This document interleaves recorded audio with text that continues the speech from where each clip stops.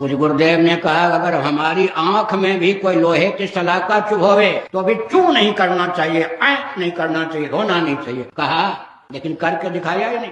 7 नवंबर 1966 को गोवंश को लेकर जो तांडव नृत्य हुआ दिल्ली जंतर मंतर पर, उस समय में हिमालय बद्रीनाथ से पैदल चलकर आया था उस अभियान में भाग लेने। 66 की बात यह है।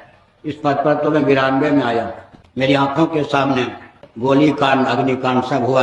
पूज्य गुरुदेव सुरक्षित रहे और 9 नवंबर को उन्होंने जेल यात्रा की दृष्टि से पूजन के बाद स्वयं चल पड़े दंड लेकर। किसी को नहीं कहा कि मेरे साथ चलो। महाराज कहाँ जा रहे? अरे अभियान को पूरा करना है, गोवंश की रक्षा के लिए चलना है। झटपट 5-7 व्यक्ति पीछे लग गए और महाराज को कारागार तिहाड़ जेल में बंद किया गया।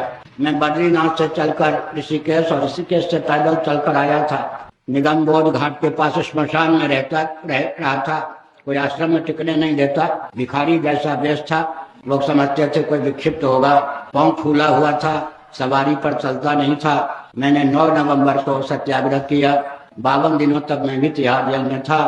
कुछ गुरुदेव का नित्य ही प्रवचन सुना करता था। लेकिन एक दिन ऐसी घटना घटी कि 24 घंटे पहले योजनाबद्ध ढंग से खूनी कैदियों के बेड़ी हटकरी तिहाड़ जेल में क्या से मुक्त कर दिए गए। खूनी कैदियों के बेड़ी हटकरी मुक्त कर दिए गए। दिल्ली में जनसंघ का शासन था। केंद्र में इंदिरा गांधी थी, कांग्रेस की ओर से प्रधानमंत्री। तब की घटना है। लोहे के छड़ लेकर वे खूनी कैदी गोभक्त संतों को पीटते हुए चले आए और कुछ गुरुदेव को जेल में मरवा डालने का अभियान था। 2-3 संतों ने महाराज को ढक लिया।